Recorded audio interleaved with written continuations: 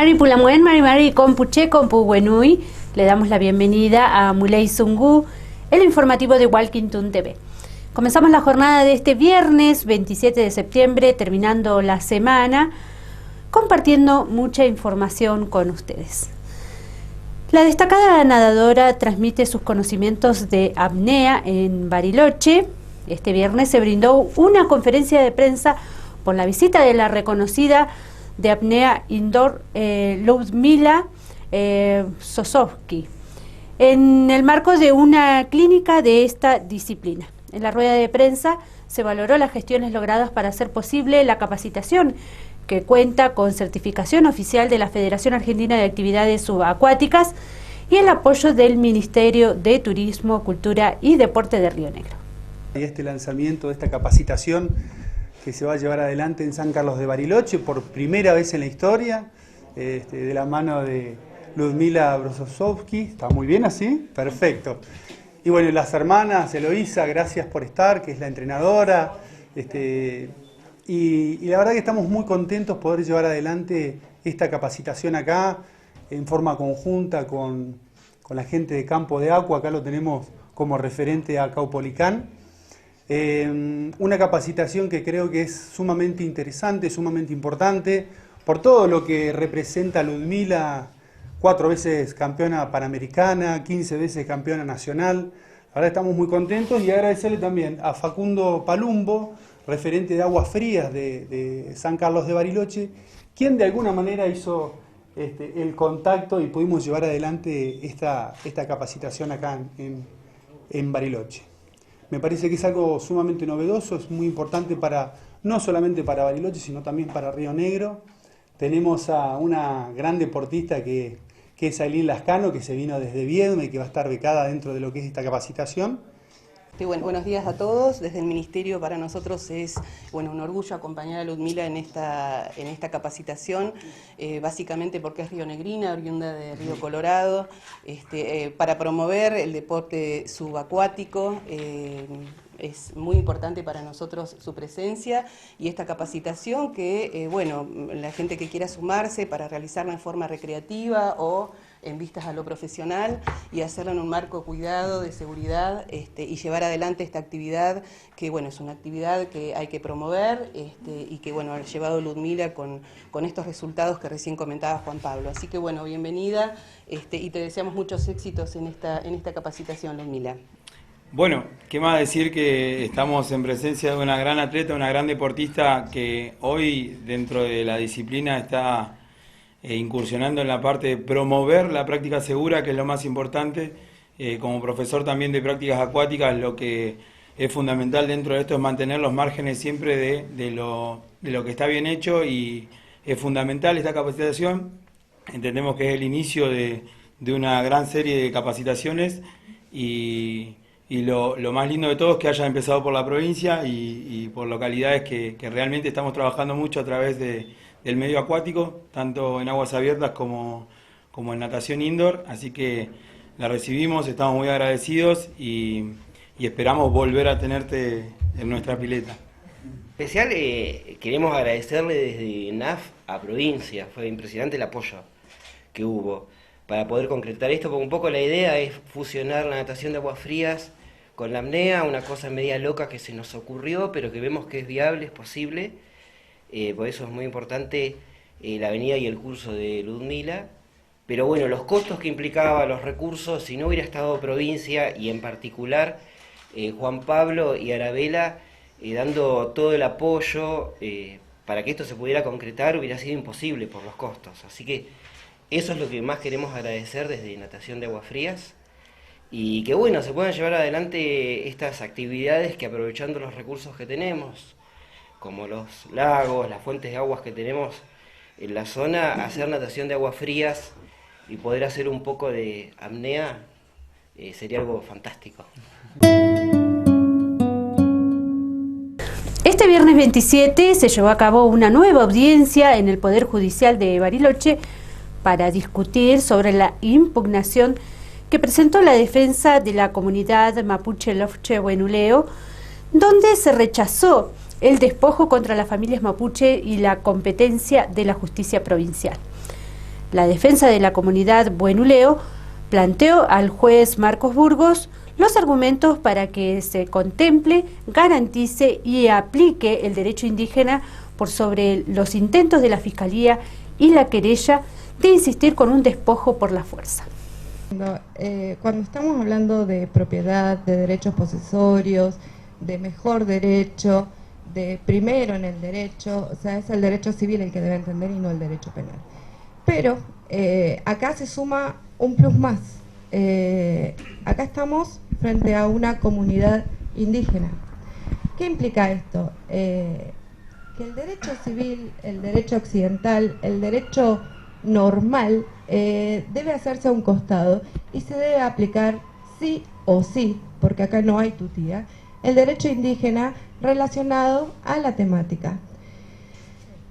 La Constitución Nacional, en el artículo 75, inciso 17, es claro con respecto a esto, cuando habla del sujeto colectivo, el convenio colectivo 169 de la OIT, todos estos son instrumentos legales con los que contamos, que tienen rango constitucional y que están por encima de todas las leyes que en su consecuencia se vayan dictando. Este artículo 75, inciso 17, habla directamente de reconocer la preexistencia étnica y cultural de los pueblos indígenas, reconocer la propiedad y la posesión comunitaria de las tierras que tradicionalmente ocupan. ¿Qué implica esto de ocupación tradicional, ¿no? Nosotros estamos acostumbrados cuando hablamos de ocupación, cuando hablamos de usurpación, cuando hablamos de propiedad, a tener el elemento físico en el momento, a estar de manera permanente, o esto que digo de llevar actos posesorios que nos hagan entender que nos comportamos con el animus domini. Lo cierto es que cuando hablamos del derecho indígena, cuando hablamos de comunidades indígenas, tenemos que ir más allá de esto y entender qué es lo que queremos decir con ocupación tradicional. El doctor Pichetto, a la hora de resolver sobre la medida cautelar, entendió que antes del 10 de septiembre la comunidad Buenuleo no se encontraba en el lugar. O sea, estamos hablando del elemento físico, el permanecer en el lugar en ese momento y en el paso del tiempo. Acá dio cuenta el testigo Luis Pilquimán de que en realidad lo que se releva por parte de la 26160 y lo que se tiene en consideración a la hora de poder determinar la permanencia al pueblo mapuche es este vínculo que se tiene con la tierra, ¿no? Entonces, ¿qué es esta ocupación tradicional? La ocupación tradicional implica que yo necesariamente tengo que estar en el lugar, que yo necesariamente tengo que vivir en el lugar. No. La ocupación tradicional indígena lo que implica es el vínculo, ¿sí?, que la comunidad pueda tener con el territorio. ¿Cómo se tiene este vínculo de ocupación con el territorio? A través de diferentes actos que esta comunidad lleva adelante. ¿Qué significa esto? Pastoreo, uso de medicina tradicional, la permanencia de la familia, el vínculo con la familia, son diferentes las ceremonias que se llevan adelante en el lugar. O sea, esto nunca se ha perdido del todo por parte de la comunidad Buenuleo. Todos sabemos que acá tuvimos una conquista del desierto, todos sabemos que los diferentes pueblos indígenas han sido despojados de sus tierras y que se ha empezado un sistema de revinculación, un sistema de volver a la tierra, de que estos pueblos indígenas puedan tomar nuevamente posesión de sus territorios. De esto da cuenta también el convenio de la OIT, el convenio 169 de la OIT, que lo que implica, lo que dice claramente es que en el momento en que se termine la situación que lleva adelante un privado, el Estado o quien sea para despojar a la comunidad indígena de su territorio, pueden llevar adelante actos para volver al mismo. Esto es lo que dice el convenio 169 de la OIT.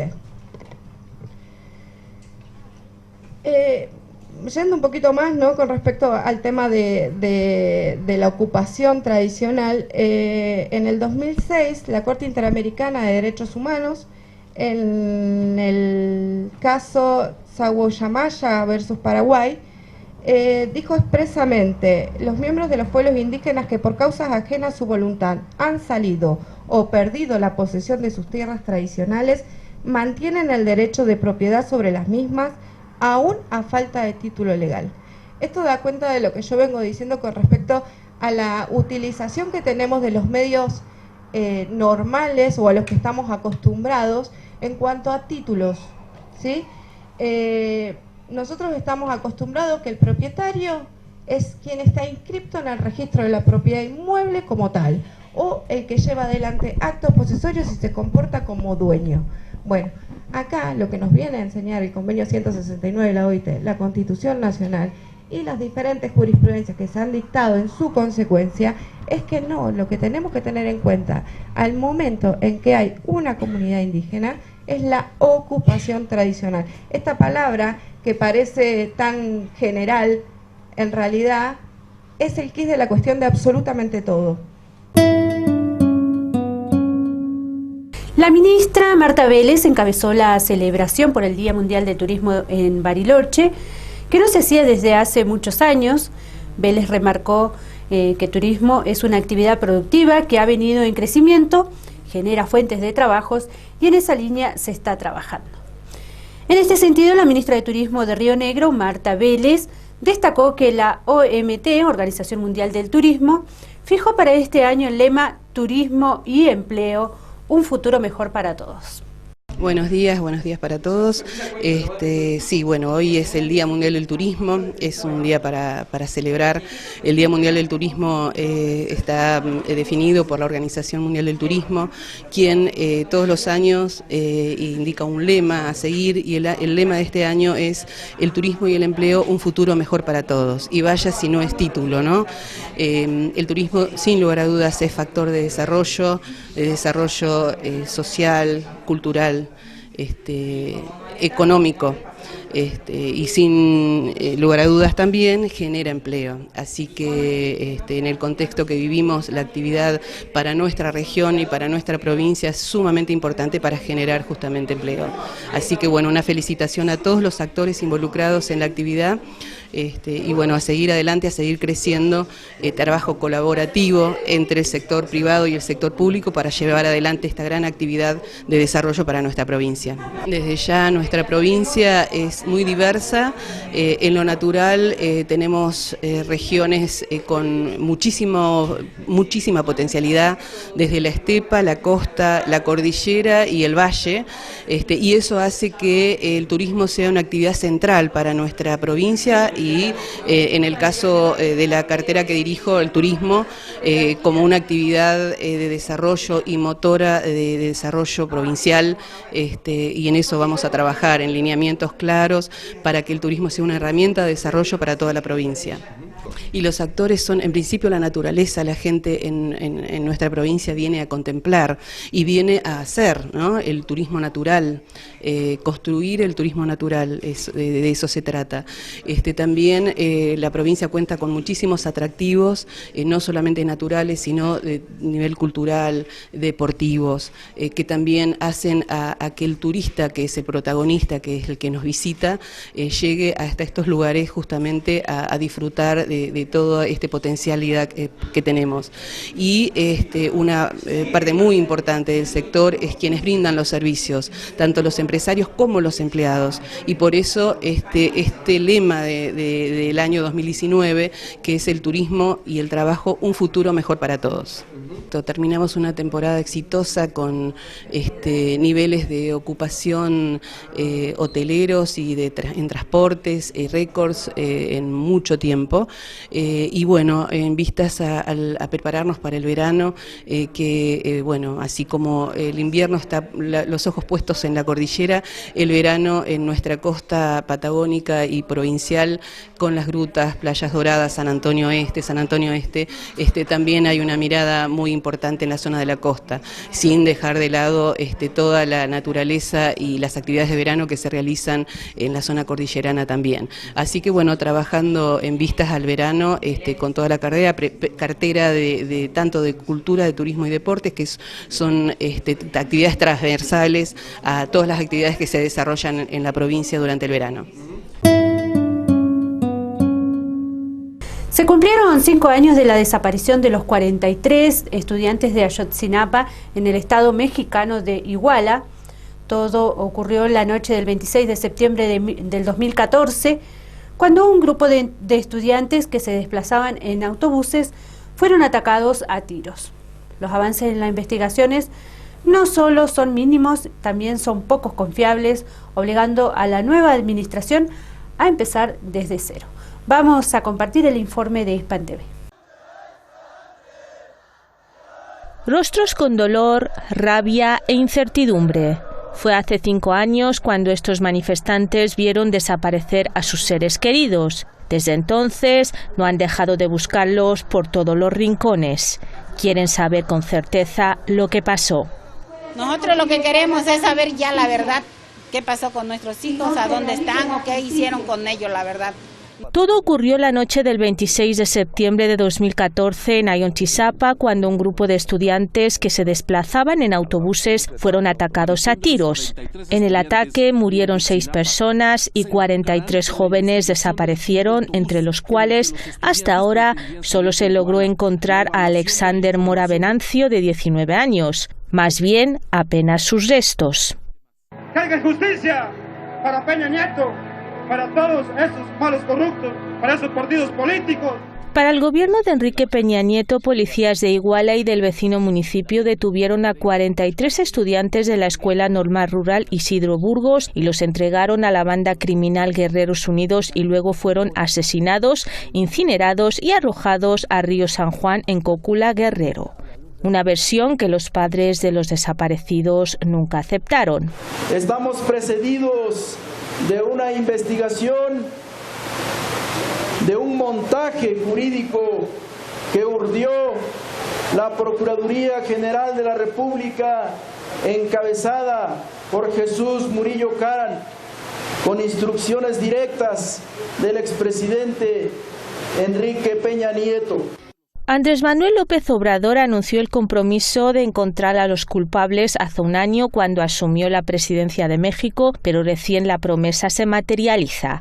Esta semana comenzó la excavación en un basurero inexplorado hasta ahora cerca de Iguala para encontrar indicios de los jóvenes. Tenemos el compromiso de encontrar a los jóvenes, es una prioridad del gobierno.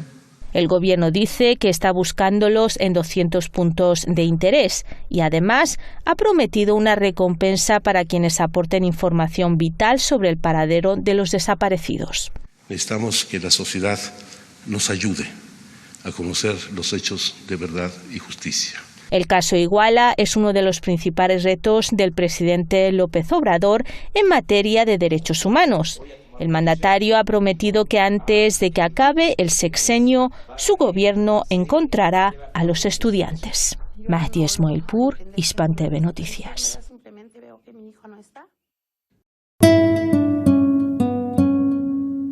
Tenemos mucha más información para compartir con ustedes, pero vamos a una breve pausa y estamos de regreso con más Muley Zungu. Inicio de espacio publicitario. Rosa, creo que alguien está en la calle. ¿Quién va a entrar? Son las 3 de la madrugada. Ingeniero, ¿te la agarran por acá? ¡Hey, vamos! ¡Lleva la maquinaria para allá! ¿Quiénes son ustedes? ¿Con qué derecho entran a nuestra casa? ¿Qué dirías tú si de un momento a otro entran así a tu hogar? ¿Qué sentirías si ni siquiera te consultan ni te piden permiso? Algo similar sucede con los pueblos indígenas, ya que el gobierno nacional, sin consultarnos previamente, pretenden concesionar nuestras tierras y territorios. A pesar que existen convenios internacionales que amparan nuestro derecho. Respetemos el derecho de los pueblos indígenas a decidir sobre nuestro futuro. Sin consulta previa, no hay democracia seria.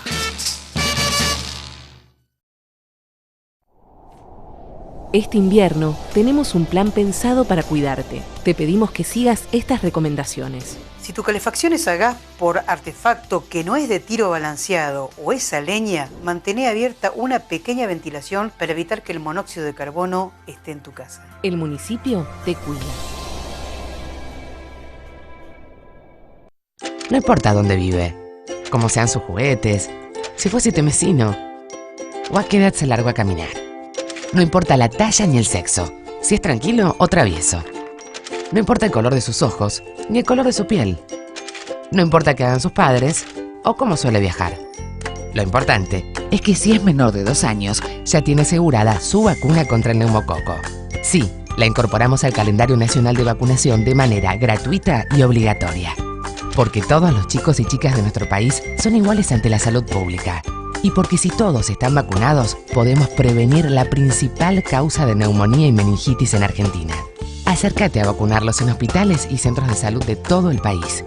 Para más información, comunícate al 0800-222-1002 o ingresa a www.msal.gov.ar.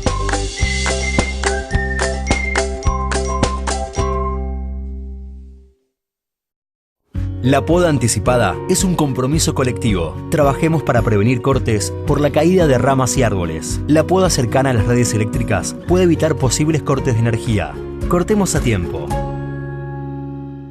Nos encontraremos con servicios y productos que se ofrecen por parte de lugareños en sus variados paisajes, desde la precordillera a la estepa patagónica. Somos rastreadores, buscadores de historias y vivencias de nuestra gente de montaña.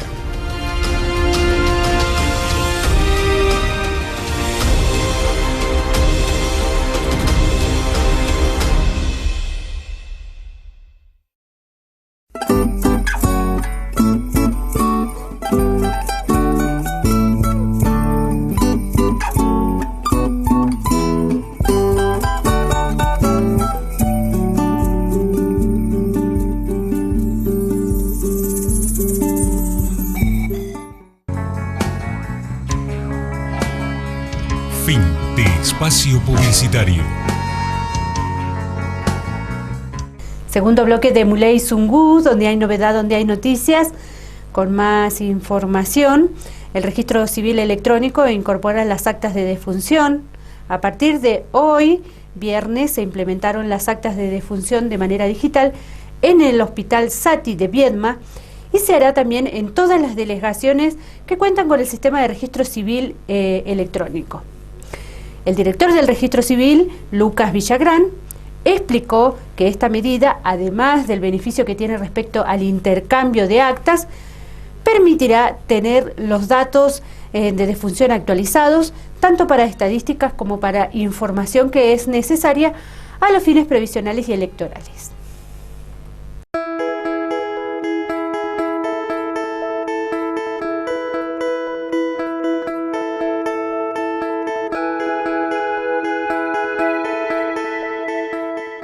Bueno, en primer lugar nosotros seguimos capacitando a los agentes tanto de las delegaciones como de la Dirección General del Registro Civil en el uso del sistema de registro civil electrónico.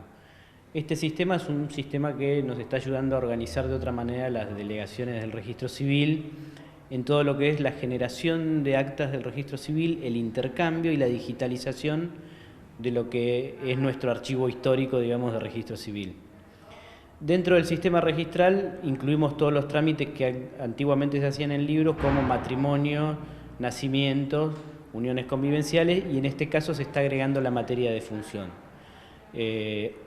Hoy estamos largando con la materia de función en el Hospital de Viedma, que es la prueba, no solo es una prueba piloto, sino que efectivamente en el hospital se van a empezar a confeccionar las actas de defunción de esa manera. ¿Esto en qué va a repercutir positivamente? Bueno, además de todos los beneficios que tiene en cuanto al intercambio de actas, esto nos va a permitir tener el dato de defunciones de forma actualizada, tanto para estadísticas como para información que es necesaria a los fines previsionales, a los fines electorales, pensando también en eliminar en un futuro cercano los que son los certificados de supervivencia que se le piden a las personas mayores y que nosotros sabemos que es un trámite también engorroso y en cierta forma indigno, ¿no? Entonces, digamos, por un lado es un sistema que viene a mejorar la calidad de los trámites que hacemos nosotros, pero también apunta a hacerle un poco más sencilla la gestión a los ciudadanos, ¿no? Bien, y se capacitó entonces a todo el personal de las delegaciones de Viedma. Estamos capacitando a referentes de las delegaciones de las dos delegaciones de Viedma y de la Dirección General en todo lo que es la generación de estas actas y la digitalización de las actas que antiguamente ya fueron generadas en papel. ¿Cómo va a seguir la implementación?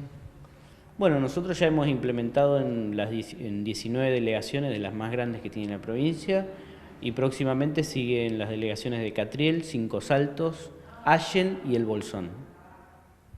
Bien, ¿y la implementación de las actas de defunciones en el resto de las delegaciones? La implementación de las actas de defunciones ya están disponibles a través del sistema. ¿Esto qué quiere decir? Que todas las delegaciones que tienen registros civiles electrónicos ya pueden empezar a labrar estas actas de esa manera. Y que las delegaciones que se empiecen a sumar al registro civil electrónico ya se van a sumar con la totalidad de los trámites registrales.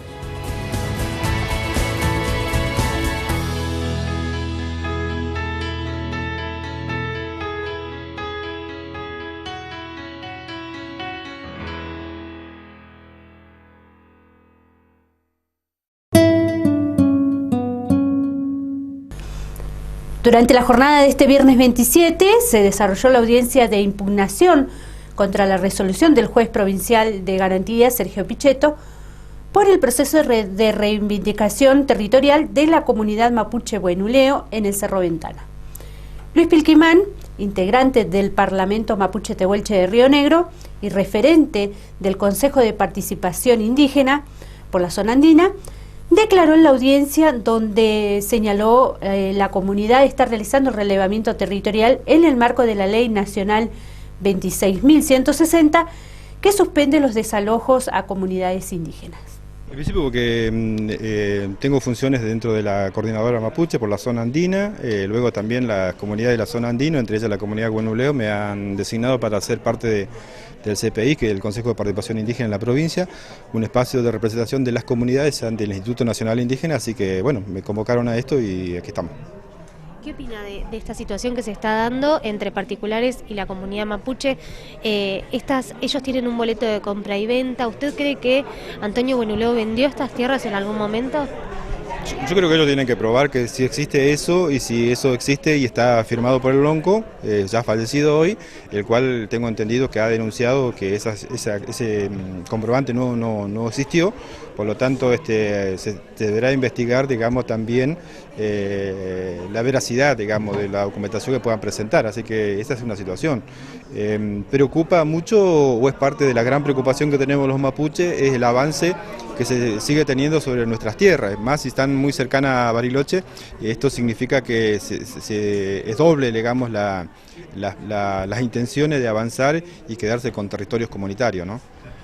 Usted es representante mapuche en la ley 26.160, una ley nacional que está haciendo relevamiento territorial en Río Negro.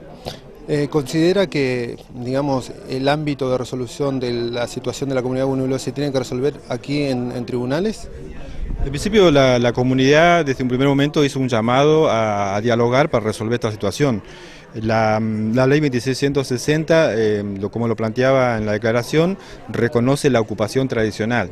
Esa ocupación tradicional está dada por por la posesión, es decir, por el territorio que se ocupa, está dado por el uso que se hace de la tierra o para adquirir algunos elementos como leña, remedio, agua, caminos y demás. Todo eso constituye ocupación tradicional.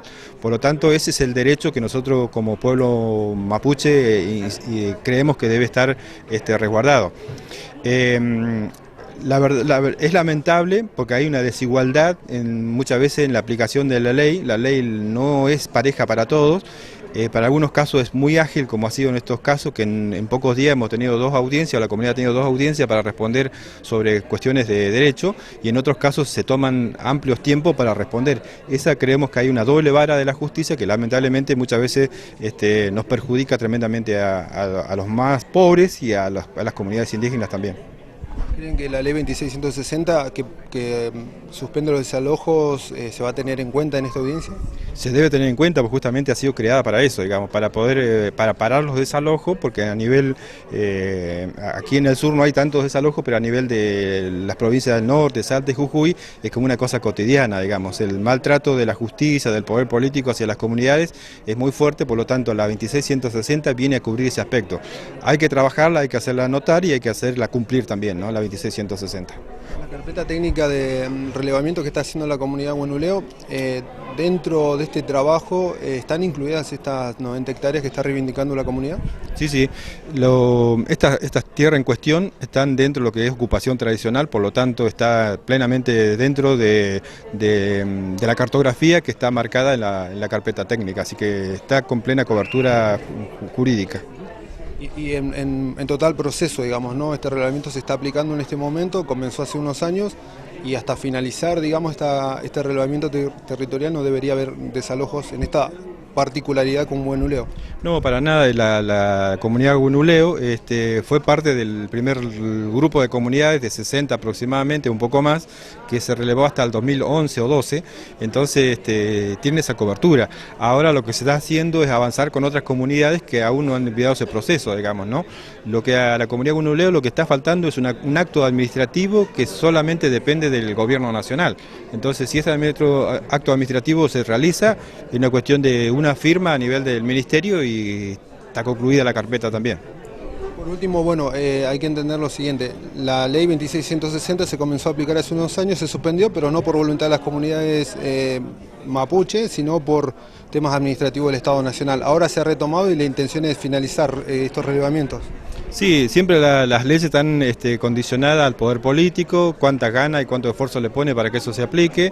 Desde la organización se han hecho todos los esfuerzos posibles para que esto se demande, tanto del organismo indígena como del Parlamento mapuche, así que creemos que esto se debe seguir aplicando. La verdad que el proceso que actualmente se está llevando en la provincia es precario, por decir un término, porque en realidad con tardanza de fondos del Instituto Nacional Indígena, con escasos aportes de la provincia, y eso hace que todo sea mucho más lento. En la zona del valle, en la costa del Colorado, en estos días hemos estado parando 2 desalojos, uno en pleno proceso de relevamiento y otra con un acta de inicio de relevamiento. Por lo tanto, la situación es muy compleja y eso hemos logrado pararlo y por lo tanto creemos que lo de Huenuleo va a seguir el mismo camino. Estamos muy convencidos y seguros de que el derecho indígena va a triunfar en esta oportunidad. Continuando con más información acerca de este tema, la defensa de la comunidad Huenuleo planteó al juez Marcos Burgos los argumentos para que se contemple, garantice y aplique el derecho indígena por sobre los intentos de la Fiscalía y la querella de insistir en un desalojo por la fuerza. En la audiencia, la abogada de la Asamblea Permanente por los Derechos Humanos, que representa a los mapuches, solicitó la impugnación del desalojo contra las familias mapuche y la competencia de la justicia provincial.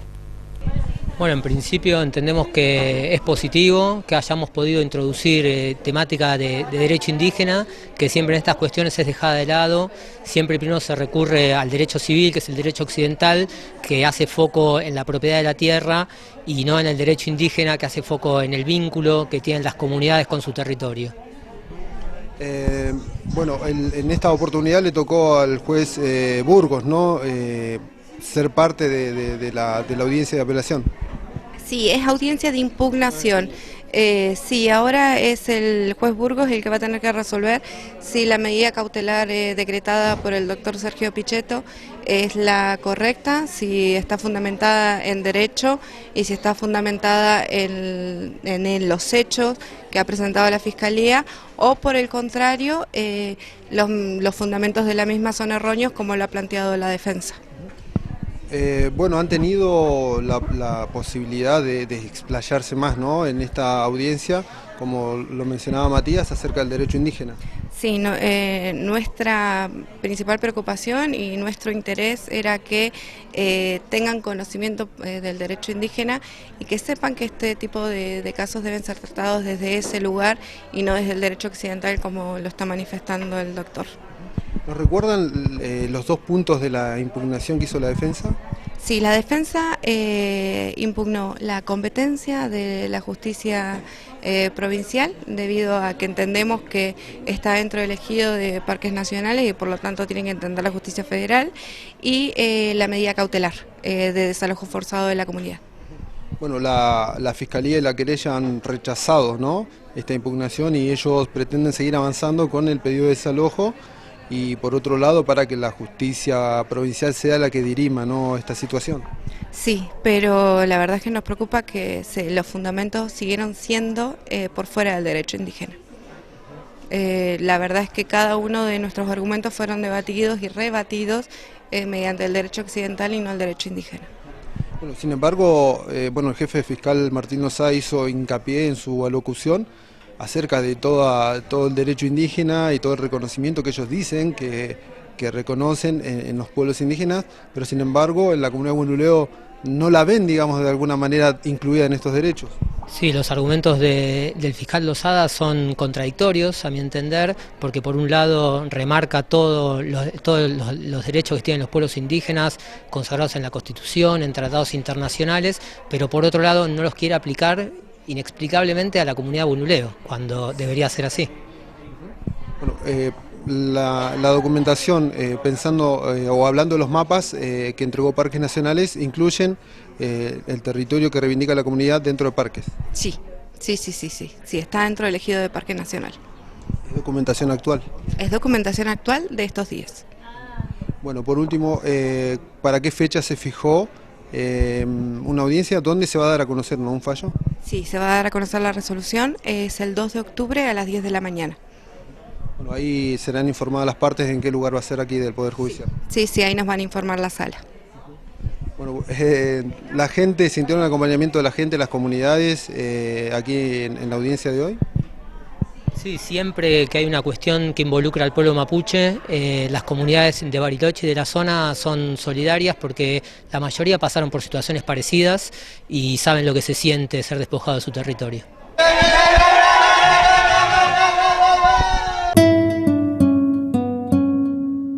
Bariloche se sumó a la celebración del Día Mundial del Turismo con la participación de autoridades provinciales y referentes empresariales locales.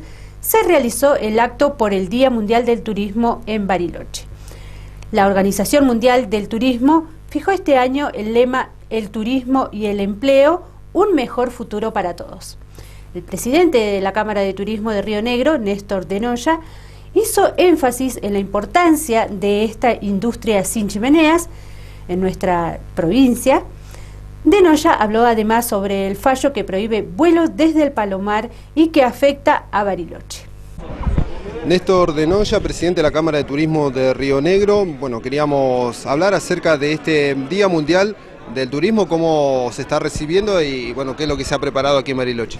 Bueno, todos los destinos del país, junto con el Ministerio de Turismo, celebramos el Día del Turismo.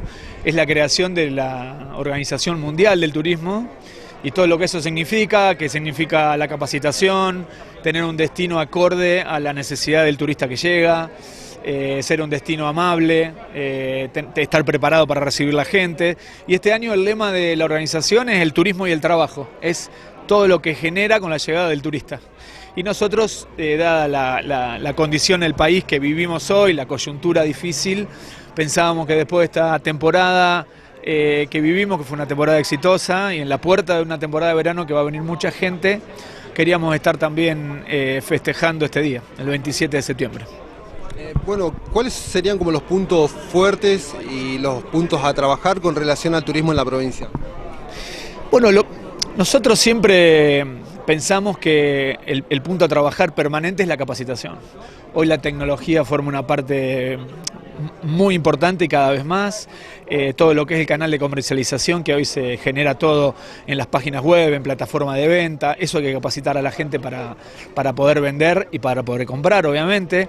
Y lo otro es, lo que hay que capacitar permanentemente es en las ciudades turísticas que tenemos en la provincia, a la gente, a los vecinos, a cómo recibir a la gente, a la movilidad, a capacitar en idiomas.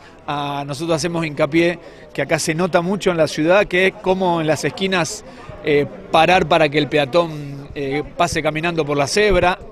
Uno no sabe si es turista o no, pero respetando a la persona que pasa, que quizás es nuestro vecino, uno hace una ciudad más amable. En todo eso, que es una lista interminable, porque la capacitación arranca desde la gastronomía, pasa por la hotelería, pasa por los taxis, remises, guía de turismo, todo lo que es catedral, imagínate, todo lo que es la industria turística. Bueno, uno de los puntos o debates que se está dando por estas semanas tiene que ver al aeropuerto del Palomar, ¿no? Así es. Esta limitación que se está poniendo a partir de una medida judicial y que obviamente perjudica en cierta manera al turismo en Bariloche. No, en cierta manera no, lo perjudica directamente junto a todas las ciudades del interior, o sea que nosotros tenemos hoy una conectividad muy fuerte, producto del desarrollo de todas las aerolíneas que han aparecido, digamos, ¿no? Nosotros tenemos un socio estratégico que es Aerolíneas, desde que la ciudad es la ciudad.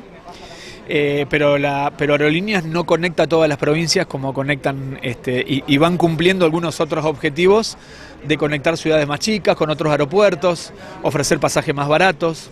Son aerolíneas chicas que recién están empezando. Lo que nosotros queremos saber es si esta modalidad de achicar los horarios es una tendencia y una visión del gobierno que viene o es algo coyuntural, y queremos ver si va a haber una alternativa de un aeropuerto low cost para que la gente entienda, digamos, cuál es la diferencia de parar ahí o en Aeroparque, que ahí se paga menos. Entonces hace que la tarifa aerocomercial se pague menos. Uno termina en el Palomar y no en Aeroparque, pero pagás bastante menos. ¿Han presentado alguna medida judicial a partir de esta situación? Sí, la Cámara de Turismo de la provincia de Río Negro participa en las reuniones de la Cámara Argentina, que es la que lleva las medidas adelante, primero haciendo el trabajo legal con el Ministerio de Turismo, todas las presentaciones, pero bueno, fue una decisión judicial que ante eso, digamos, nosotros lo único que hay que hacer es acatar. En realidad lo que acatan son las empresas aerocomerciales y nosotros vendiendo menos vuelos de lo que tenemos para ofrecer hoy al turista que llega. ¿Se han reducido los vuelos? Nosotros lo que tenemos es que se reduce, por ejemplo, Mendoza pierde 5 vuelos, Neuquén pierde 2 vuelos, Rosario pierde vuelos, Tucumán pierde vuelos, que son vuelos que vienen para acá.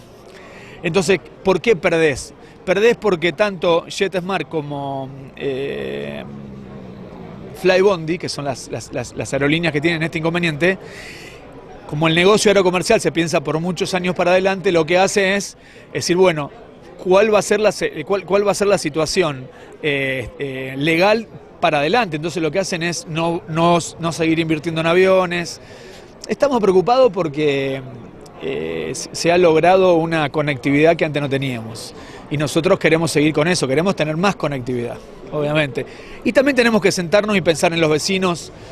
La verdad que la proyección y el pedido que hacen los vecinos del Palomar es escuchable. Yo creo que uno tiene que poner por delante el bien general de la mayor cantidad de los vecinos posibles, digamos, ¿no? Pero bueno, yo creo que alguna solución se le tendría que haber buscado. Y básicamente lo que nos pasó es que no le consultaron al turismo cuáles eran los volúmenes de gente que pasaban por ahí, lo esperado, el crecimiento. Entonces nos vimos como que si no nos tenían en cuenta. Eso fue en realidad lo que ha sucedido. Muy bien, Néstor, muchas gracias y bueno, feliz día, ¿no? Gracias a ustedes también y feliz día para ustedes porque el turismo lo hacemos todos. Muchas gracias.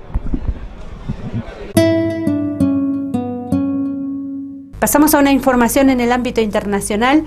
Países no alineados denuncian políticas hostiles de Estados Unidos contra Cuba y Venezuela.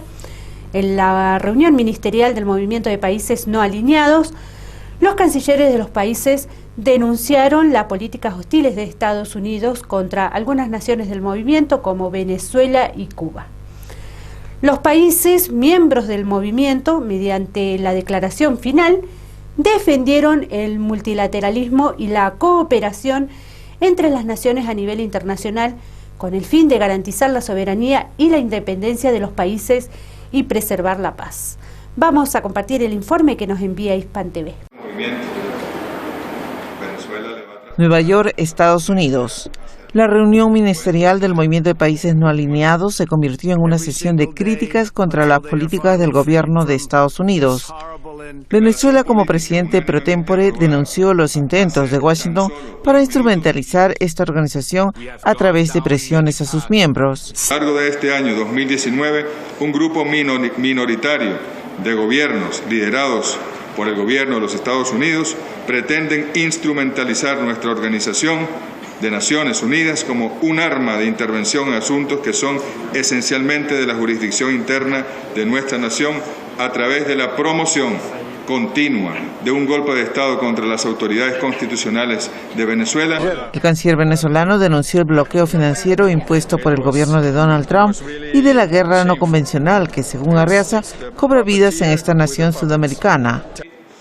Una postura reiterada por Cuba que llamó a una unidad más profunda para contrarrestar las amenazas de Estados Unidos. Se agudizan otros importantes desafíos como la politización y los dobles raseros en el tratamiento del tema de los derechos humanos, las violaciones a la Carta de las Naciones Unidas y del derecho internacional, incluidos los actos o amenazas de agresión, todo lo cual reclama que permanezcamos unidos en defensa de los principios fundacionales del movimiento para salvaguardar la paz y la seguridad internacionales. Los países miembros del movimiento, mediante la declaración final, defendieron el multilateralismo y la cooperación entre las naciones a nivel internacional con el fin de garantizar la soberanía y la independencia de los países y preservar la paz. Nancy Lo con información de San Casemí, Hispan TV Noticias. Momento de irnos a la última pausa aquí en el informativo y estamos de regreso con más información. Inicio de espacio publicitario.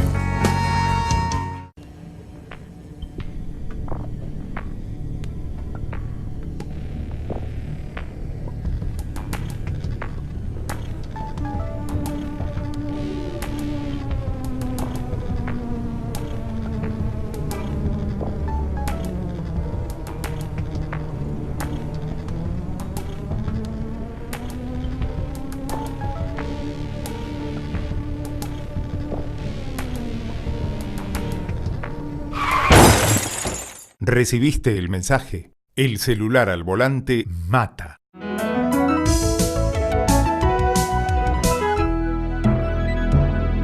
Luchemos por la vida.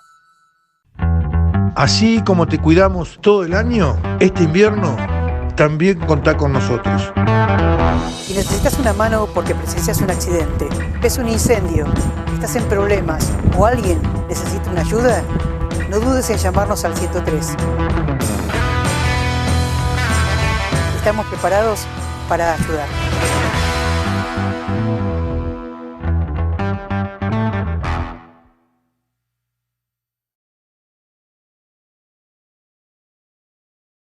El hantavirus es una enfermedad viral aguda grave, transmitida por los ratones de campo, principalmente colilargos. La transmisión se produce por inhalación del virus que desprende las heces u orina de los roedores infectados, contacto directo al tocar roedores vivos o muertos infectados, sin medidas de prevención, mordedura de roedores infectados. Medidas de prevención: mantenga el hogar y alrededores libres de roedores. Si ingresa a un lugar cerrado por mucho tiempo, use máscara, guantes, barbijo y botas. No limpie en seco. Acampe solo en lugares permitidos. No toque ningún roedor.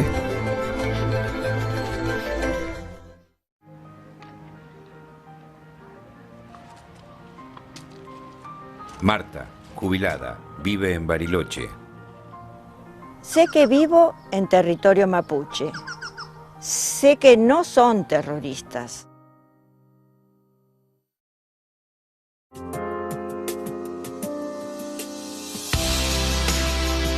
Cuidar al vecino significa también impulsar que nos cuidemos los unos a los otros y así formamos una mejor comunidad.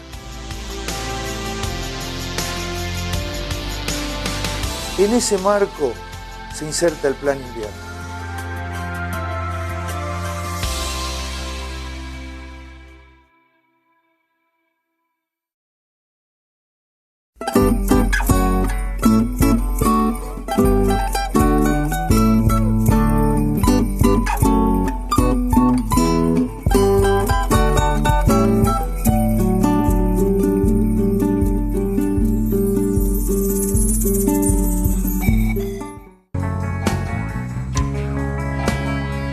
Fin de espacio publicitario.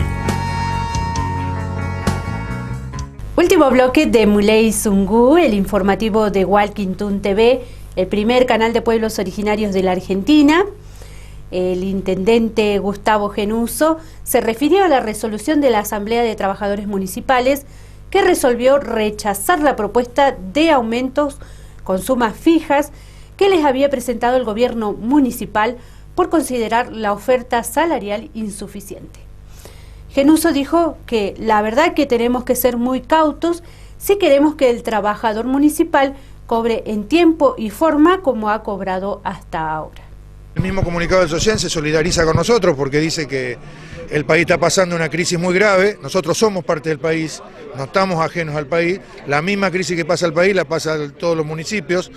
No es que los trabajadores pasan una crisis y el gobierno pasa otra, sino que somos parte de un mismo equipo y un mismo barco. Si el barco se hunde para todos. Entonces, la verdad que tenemos que ser muy cautos. Si queremos que el trabajador municipal cobre en tiempo y forma como ha cobrado hasta ahora, con sueldos totalmente dignos, tenemos que ver qué es lo que podemos pagar. Y lo que podemos pagar es lo que hemos ofrecido. ¿Cómo se hace para mantener el barco a flote en este contexto? Como lo hemos mantenido nosotros, siendo muy cautos, no haciendo ninguna locura.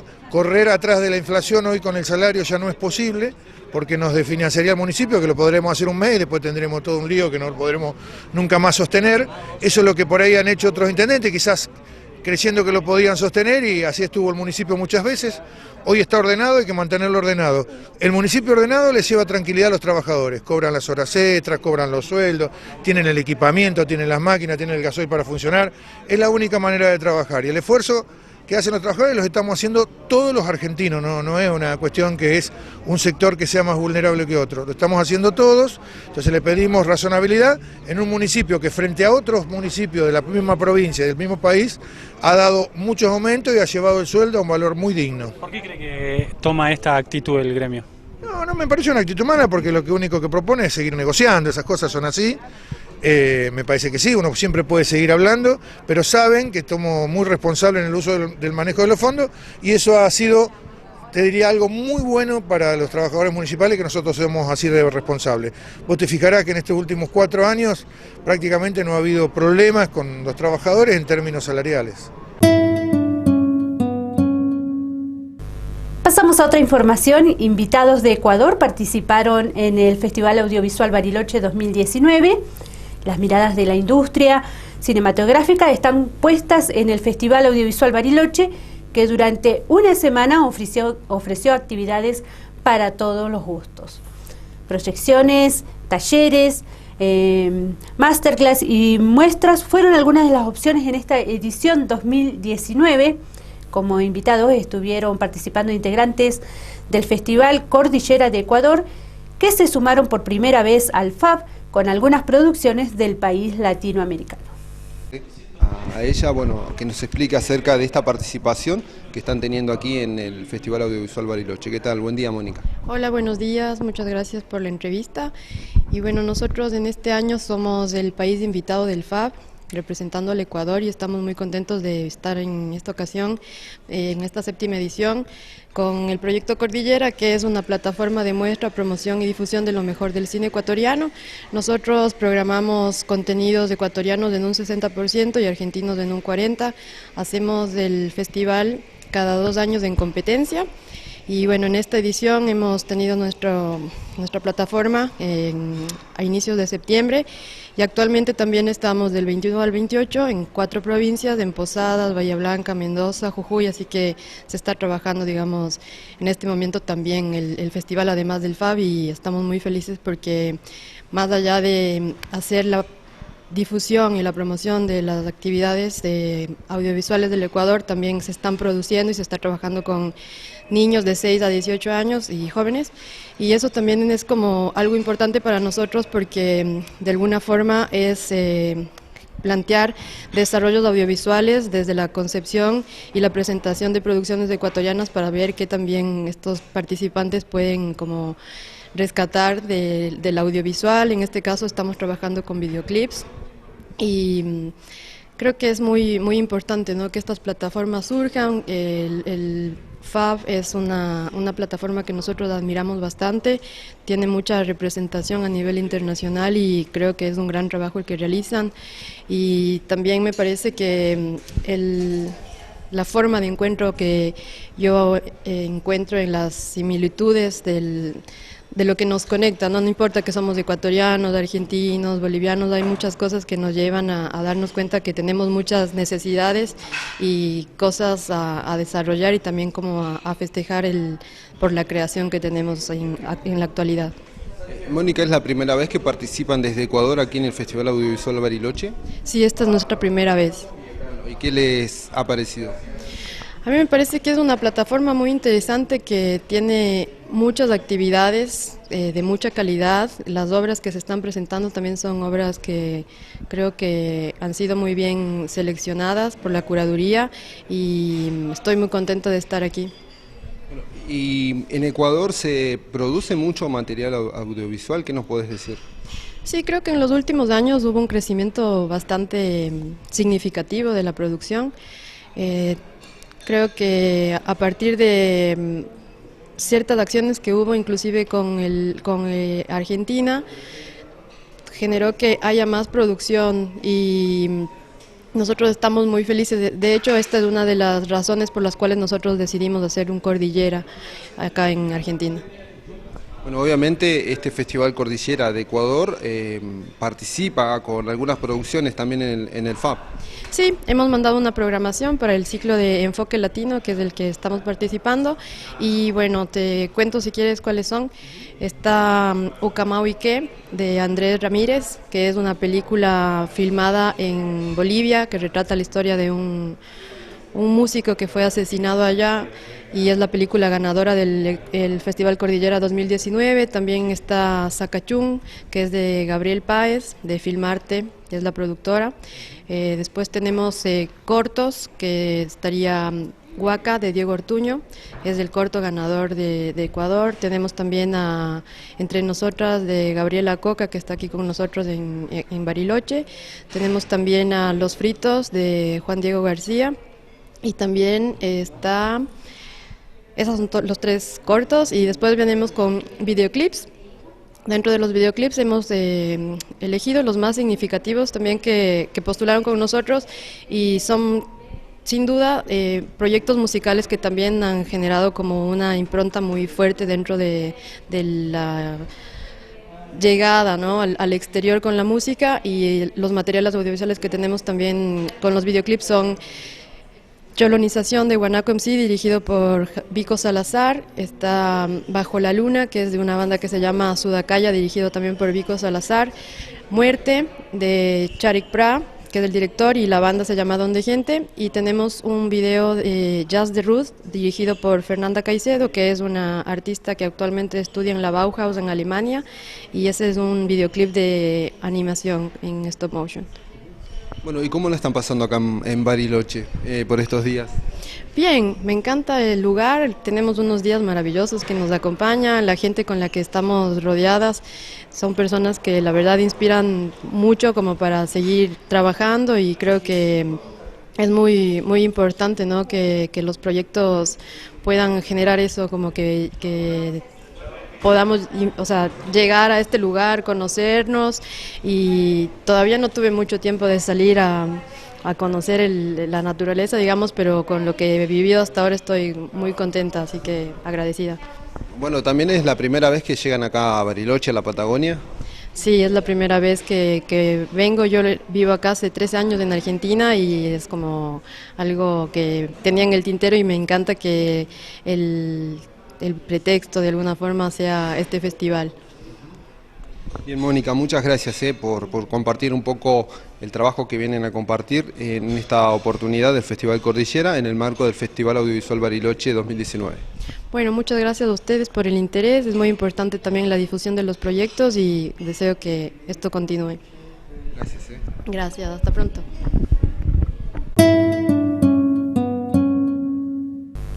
La reconocida deportista de apnea indoor, Ludmila Sosovsky, visitó la localidad en el marco de una clínica sobre esta disciplina.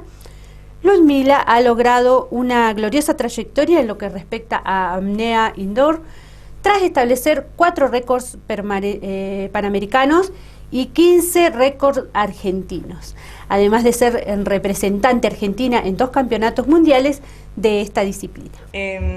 Y agradecer principalmente a todos los que se han movilizado para que esto sea posible. Comenzó a través de una iniciativa con los chicos de NAF Bariloche, de natación en aguas frías, porque vi un video que estaban haciendo apnea bajo hielo. Vamos a decir la verdad. Vi un videito que estaban haciendo apnea bajo hielo, unos metros.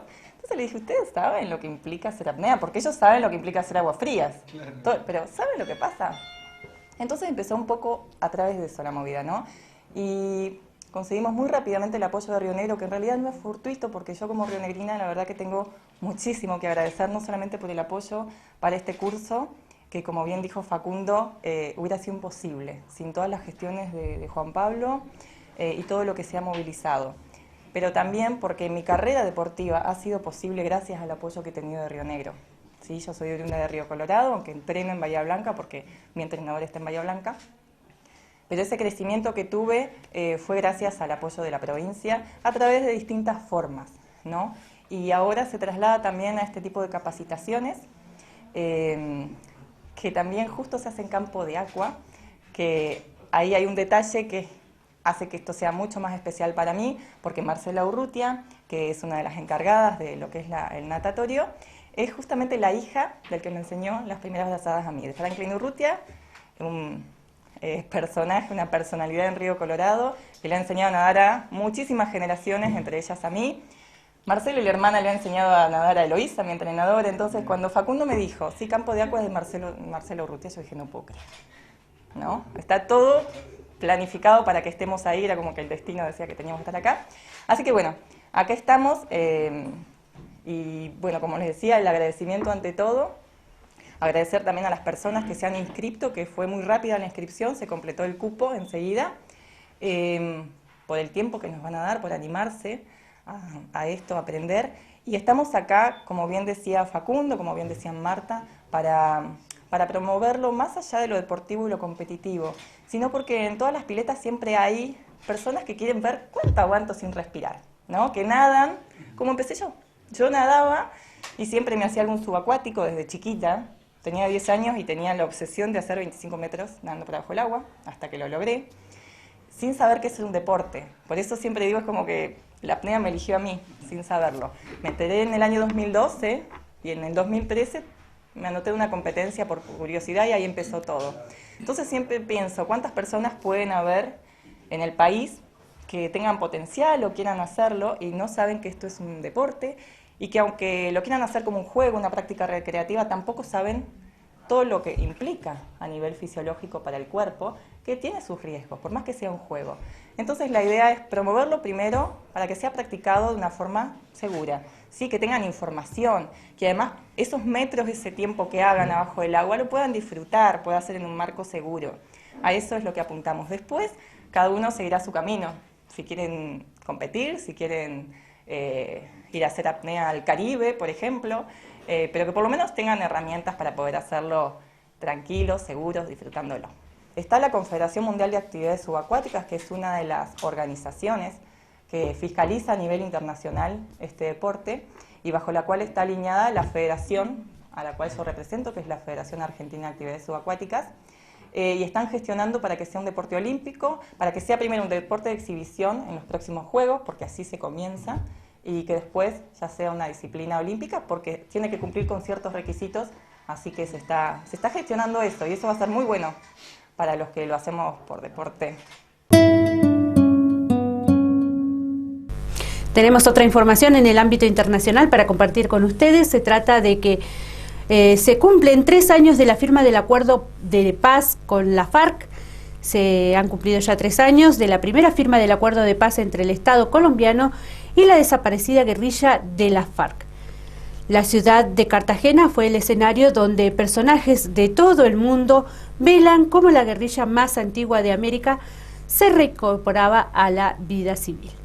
Los momentos que pasan los desmovilizados de la FARC no son los mejores, pues la estigmatización y la intención de que se vuelva a la guerra por un sector de la clase política colombiana es latente.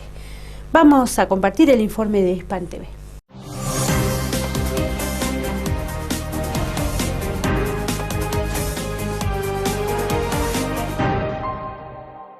La ciudad de Cartagena fue el escenario donde personajes de todo el mundo veían cómo la guerrilla más antigua de América se reincorporaba a la vida civil. Después de 3 años, el balance de este proceso no es nada alentador. Si nosotros miramos, primero que todo, después del acuerdo, en Colombia han asesinado de manera sistemática a muchos excombatientes. Se le incumplió en gran medida lo pactado en La Habana. Se quiere objetar a la JEP, atacan las curules incluso de los congresistas. Eso trae unas consecuencias funestas para próximos procesos de paz, porque vemos claramente que el gobierno colombiano ha incumplido. Los momentos que pasan los desmovilizados de la FARC no son los mejores, pues la estigmatización y la intención de que se vuelva a la guerra por un sector de la clase política colombiana es latente.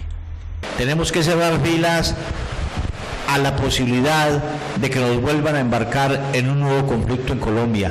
No es justo que después de más de 50 años, cuando sentamos las bases para terminar ese conflicto, haya un sector de la sociedad colombiana que nos quiera volver a sumir en la violencia. Por esa poca voluntad que ha tenido el gobierno, sigue existiendo una estigmatización hacia nosotros como partido, hacia los excombatientes. Todavía no nos tienen como si fuéramos unos monstruos cuando somos personas de carne y hueso igual, y hoy nos han estigmatizado, somos un foco de estigmatización. Sin embargo, la intención de la gran mayoría de los desmovilizados es apostarle a dejar la guerra, a enfrentar a los opositores con las palabras y más nunca volver a empuñar un fusil. Fueron 40 años dedicados a la lucha por esos sueños. Y después ya de 57 años firmé los acuerdos de La Habana encaminados a sentar las bases para construir una Colombia en paz, una Colombia incluyente. A mis espaldas, el Centro de Convenciones Julio César Turbay Ayala, donde se hizo la primera firma del acuerdo de paz. Y parece que todo quedó en una firma, pues ni los altos ni los bajos mandos del ahora partido Fuerza Alternativa del Común dan un parte positivo de la implementación de este acuerdo. Álvaro Altamiranda, Hispan TV, Cartagena, Colombia. Peley Pulamuen, vamos ahora a pasar a las farmacias de turno para este viernes 27 de septiembre. Patagónica en diagonal Capraro 1050, De Miguel en 1330 y Farmacia Los Andes en Avenida Bustillo, kilómetro 13118, que está abierta hasta las 23 horas. Repetimos las farmacias de turno para este viernes 27 de septiembre. Farmacia Patagónica en diagonal Capraro 1050, Farmacia De Miguel en 1330 y Farmacia Los Andes en Avenida Bustillo, kilómetro 13118, que está abierta hasta las 23 horas. De esta manera damos por finalizado el informativo de este viernes 27 de septiembre. Agradecemos a todos por su compañía. Ahora los dejo en la programación. Que tengan todos un muy buen fin de semana. Memoria Pulamuen, Capeo Cayal.